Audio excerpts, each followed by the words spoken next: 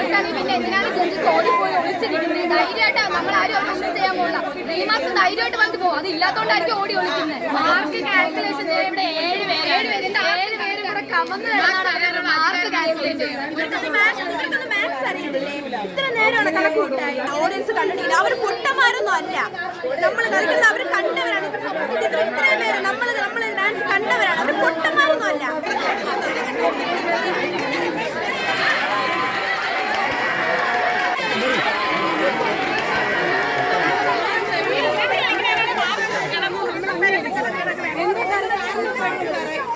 Higher secondary വിഭാഗം സംഘനൃത്ത മത്സരത്തിൽ എല്ലാ മത്സരാർത്ഥികൾക്കും എ ഗ്രേഡ് ലഭിച്ചിട്ടുണ്ട്.